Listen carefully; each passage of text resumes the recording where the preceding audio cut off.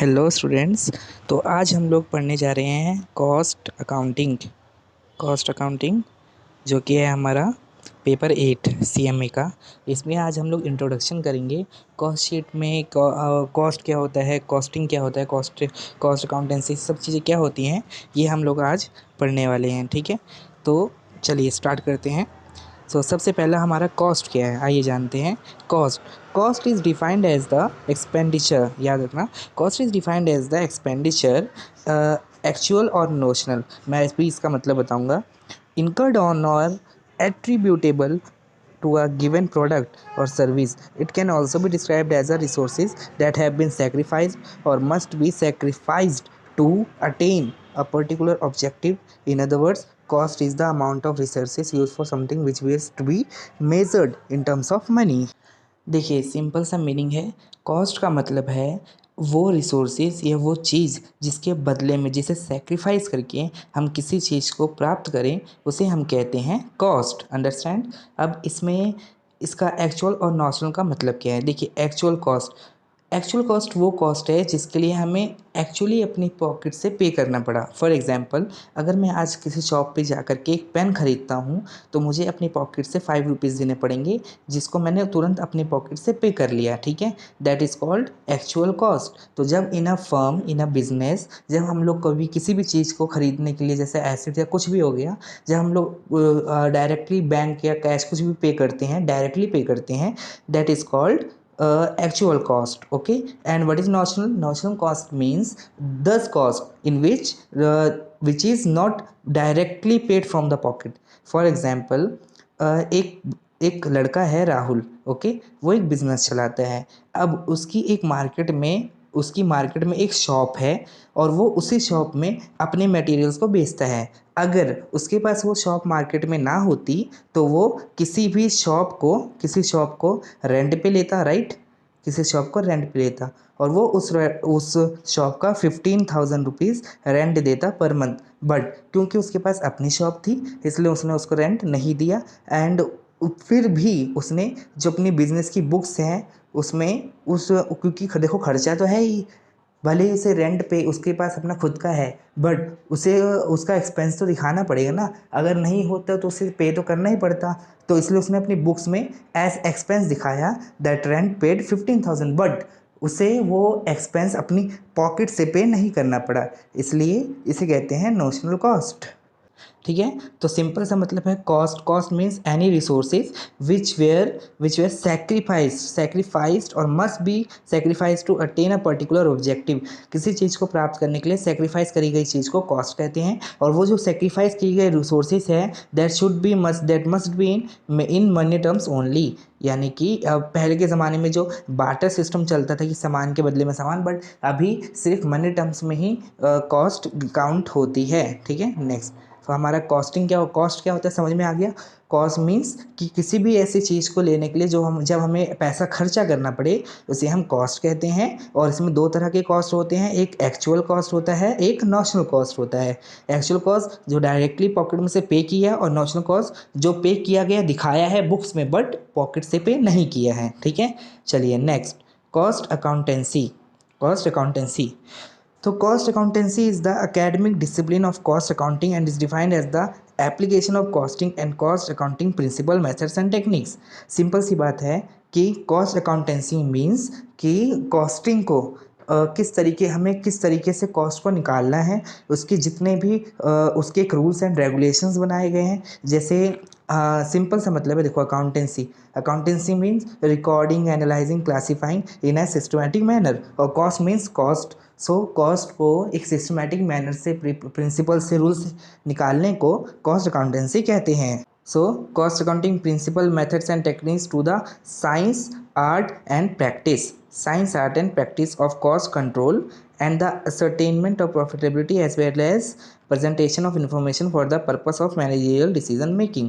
जो cost accounting है उसको सभी प्रिंसिपल्स और रूल्स के टेक्निक से अच्छे से हमें कॉस्ट अकाउंटिंग करना पड़ता है क्यों, और ताकि मैनेजरियल डिसीजन में कॉस्ट जो है वो हमारी हेल्प ले सके कोई भी आगे फैसला लेने में। ठीक है, और कॉस्ट अकाउंटेंसी को साइंस, आर्ट और प्रैक्टिस क्यों कहा गया है, मैं आपको एक सिंपल से बताता हूँ। साइंस, आर्ट और प्रैक्टिस।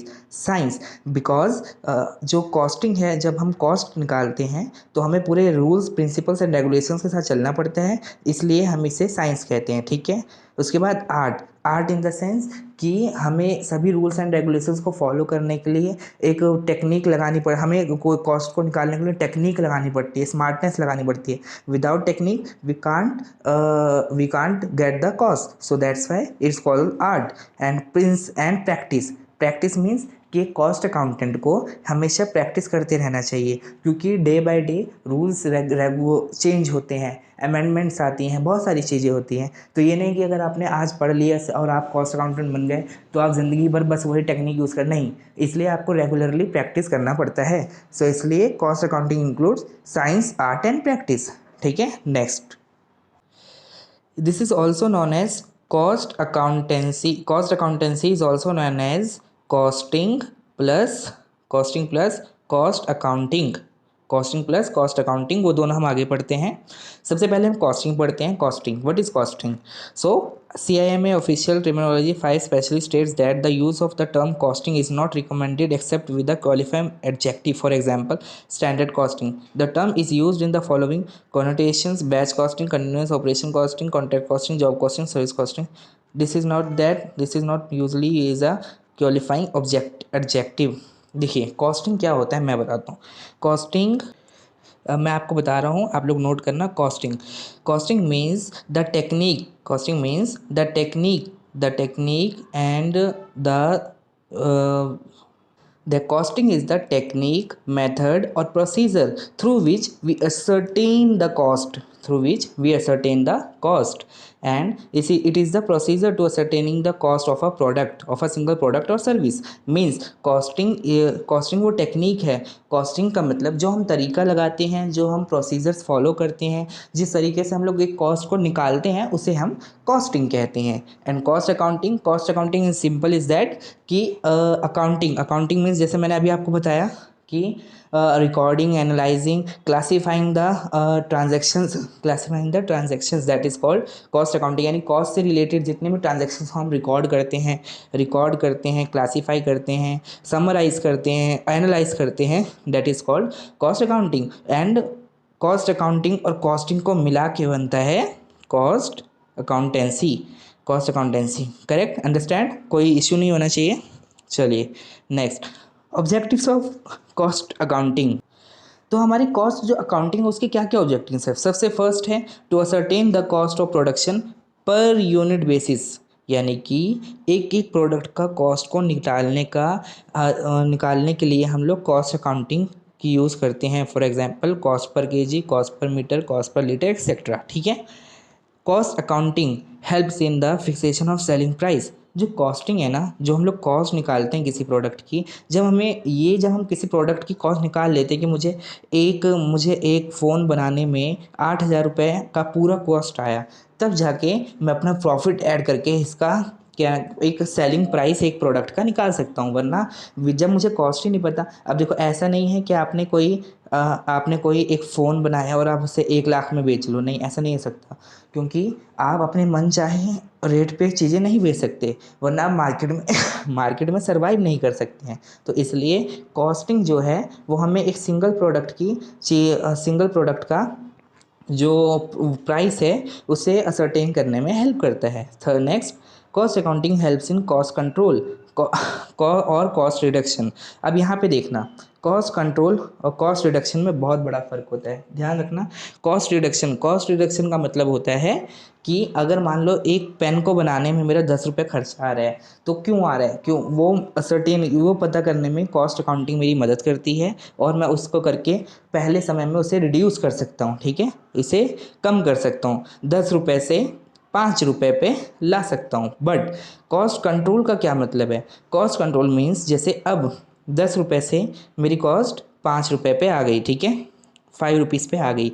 अब आगे जब मैं और सर्वाइव करूँगा और धीरे धीरे मैं पहले 100 यूनिट बनाता था, अब मैं 1000 यूनिट बना रहा हूँ, फिर मैं 10,000 यूनिट बना रहा हूँ। तो धीरे धीरे जैसा है मैं अपना काम बढ़ा रहा हूँ, तो जो मेरी कॉस्ट है उसे कंट्रोल करके रखना। जो 5 रुपीज़ पे है उतने में ही रहनी चाहिए, वो आगे ना हो, कहीं 7 ना आ जाए, 8 ना आ जाए, तो उसे कंट्रोल करके रखना, उसे कहते हैं कॉस्ट कंट्रोल। समझ में आ गया? रिडक्शन मतलब कॉस्ट को कम करना, कंट्रोल मतलब जितना कॉस्ट हमने बना के रखा है उसे मेंटेन करके चलना। ठीक है, चलिए next, ascertainment of division wise, activity wise and unit wise profitability is analyzed through an cost accounting।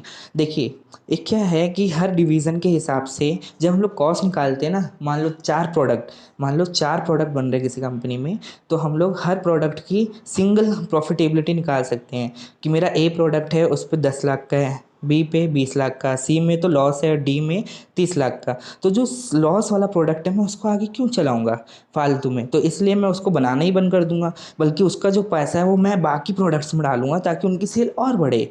तो इसलिए ascertainment of profitability according to the department, it helps by cost accounting. चलिए next, cost accounting also helps in locating wastages inefficiencies. ये मैंने अभी समझा है आपको कि अगर कहीं पे लॉस हो रहा है, कोई प्रोडक्ट काम का ही नहीं, मैं फिर भी बनाने में लगा हूँ पागलों की तरह, तो उसमें कॉस्ट अकाउंटिंग मेरी हेल्प करता है कि भैया इसको मत बनाओ। Next, cost accounting helps in relevant data to the management which helps in decision making. है सिंपल है, मतलब कि वो डिसीजन लेने में मदद करता है, लोग जो मैनेजमेंट है उनको डिसीजन लेने में मदद करता है कि प्राइस क्या होना चाहिए, ये प्रोडक्ट चलाएं कि ना चलाएं, इस प्रोडक्ट में और क्या डालना चाहिए, समथिंग एल्स। ठीक है, चलिए नेक्स्ट चलते हैं। अब हम लोग पढ़ने वाले हैं हमारे कॉस्ट अकाउंटिंग।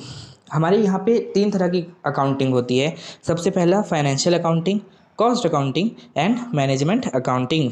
ठीक है, तो हम लोग तीनों में डिफरेंस जान लेते हैं एक बार अच्छे से, क्योंकि अगर ये देखो, ये नॉलेज आपको होना चाहिए, और बाई चांस अगर ये क्वेश्चन पूछ लिया तो आप लोगों को दिक्कत ना आए। ठीक है, तो सिंपल हम लोग रफली इसका मतलब समझते हैं। Financial accounting, it is prepared for providing information about the results of the business activities. Simple सा है, फाइनेंशियल अकाउंटिंग जो है वो बिजनेस, पूरा बिजनेस जो हमने किया, होल बिजनेस, उसकी रिजल्ट्स को बताता है। And cost accounting, the main purpose of cost accounting is to provide information to the management for the proper planning, control and decision making. ये जो कॉस्ट अकाउंटिंग है ये मदद करता है हमें प्लानिंग करने में, आगे चीज़ें, प्रोडक्ट को आगे बनाने में और चीज़ों को आगे बढ़ाने में। ठीक है, financial accounts are maintained as per the requirement of companies act and income tax act. बहुत मेन पॉइंट है, फाइनेंशियल अकाउंटिंग को कंपनीज और इनकम टैक्स एक्ट के अकॉर्डिंगली बनाया जाता है। और cost accounts are maintain to be made the requirements of the management. और कॉस्ट अकाउंट्स जो हैं वो मैनेजमेंट की जो ज़रूरतें हैं उनको पूरा करने के लिए बनाया जाता है। ठीक है, next, recording, transactions are classified, recorded and analysed. ठीक है, in cost accounting, transactions are classified, recorded and analyzed objectively according to the purpose of which costs are incurred। यानी कि कॉस्टिंग में भी सेम चीज़ होती है, बट वो उस अकॉर्डेंस होता है जिसके लिए हम लोग ये चीज़ कर रहे हैं। ठीक है, next, financial accounting reveals the profit of a business as a whole.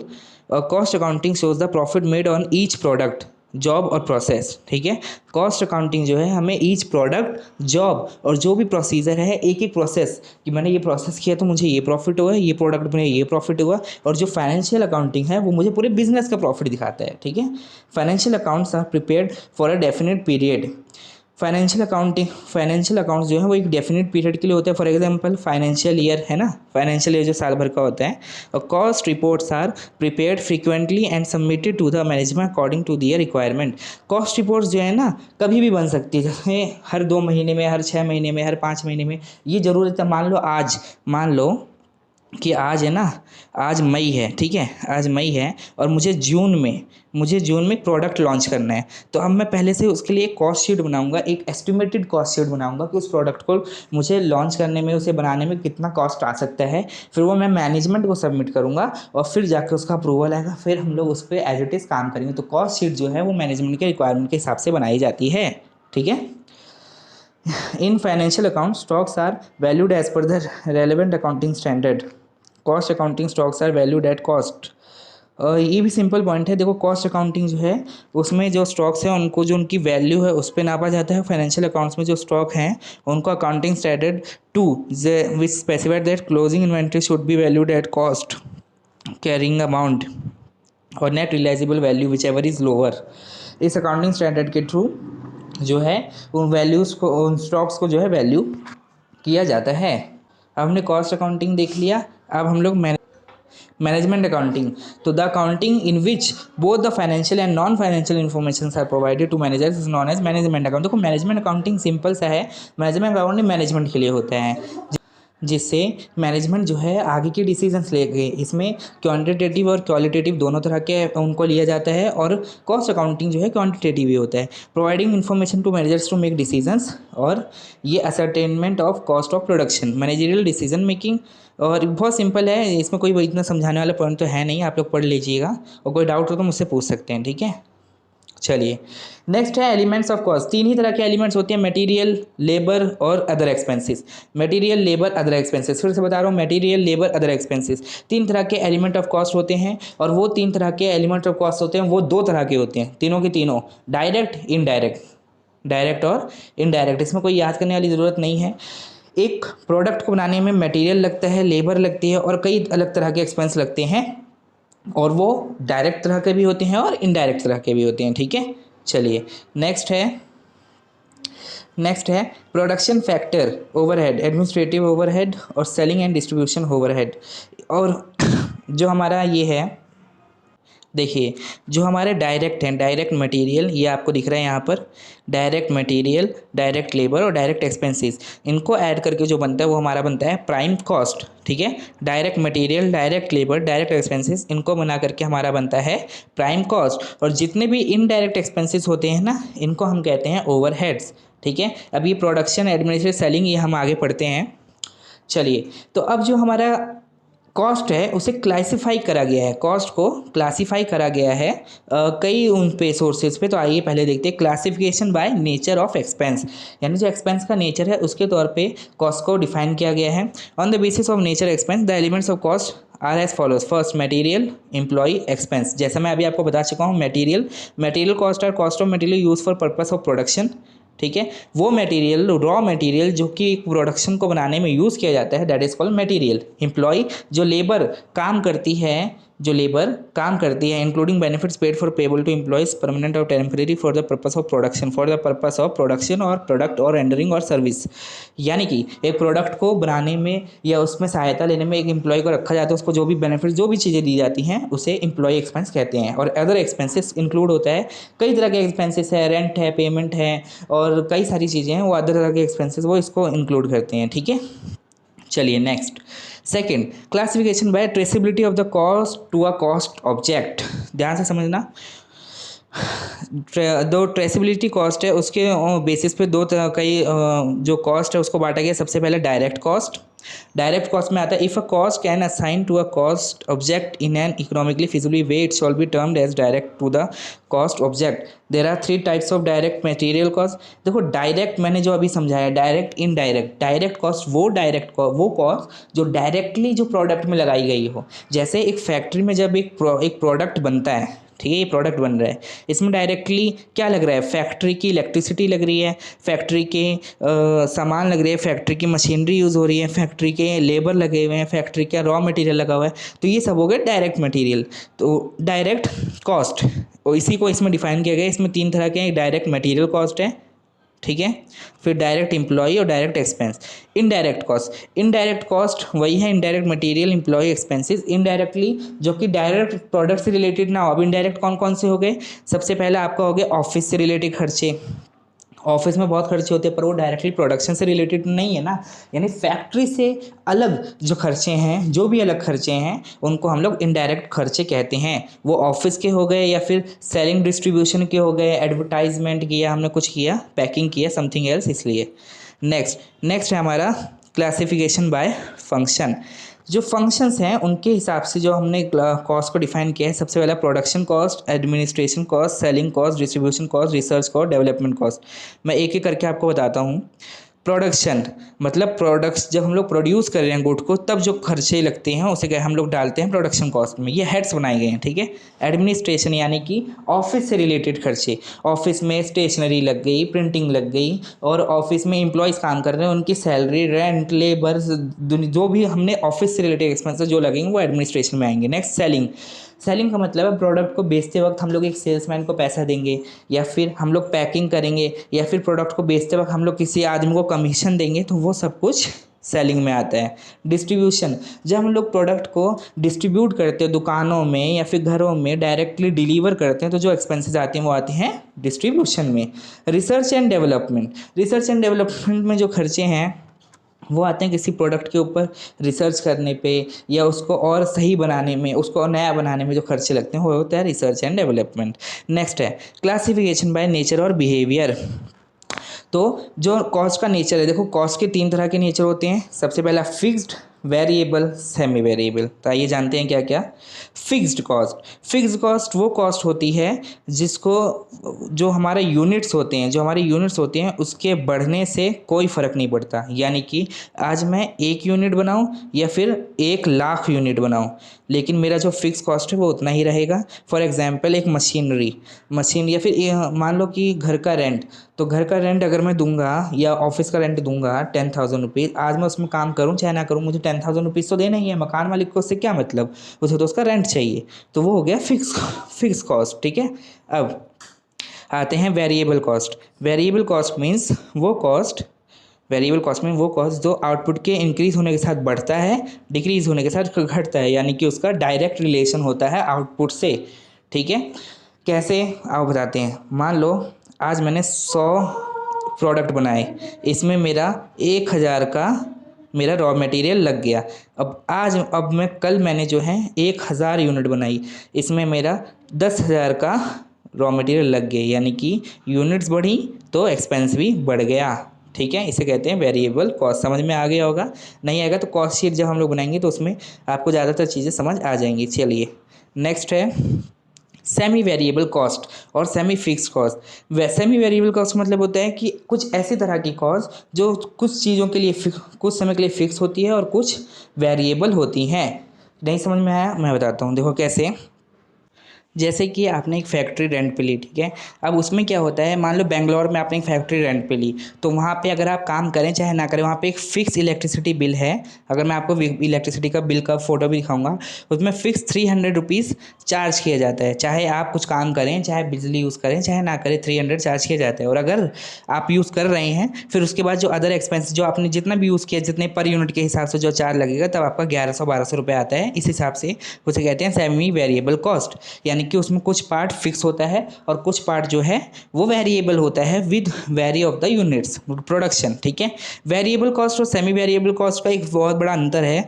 Variable cost की पर यूनिट कॉस्ट जो है वो सेम होती है, और सेमी वेरिएबल की पर यूनिट कॉस्ट सेम नहीं होती है। इसी से पता लगता है कि वेरिएबल कॉस्ट है या सेमी वेरिएबल। जब हम लोग कॉस्ट शीट में डिफरेंस सॉल्व करेंगे तब मैं आपको इसे शो करके दिखाऊंगा, जो इसलिए परेशान नहीं होना है। जो जो वीडियोस आएंगे उनको देखना, सब पता लगेगा, ठीक है। Next classification by nature of production. तो देखो यहाँ पे हम लोग कई तरह की कॉस्ट निकालने वाले हैं। वही है batch cost, contract cost, process cost, joint cost और जॉब कॉस्ट, ऐसा ही, ठीक है। तो ये सब हम निकालने वाले हैं, हम लोग ये पढ़ेंगे आगे चल के। ये इनका पूरा एक चैप्टर है, तो हम लोग उसी में इनको डिफाइन करते हैं। अभी से मैं आपको पढ़ा के इसे कंफ्यूज नहीं करूँगा। तो इन 5 हेड्स में जो कॉस्ट है उसको डिवाइड करके क्लासीफाई किया गया था।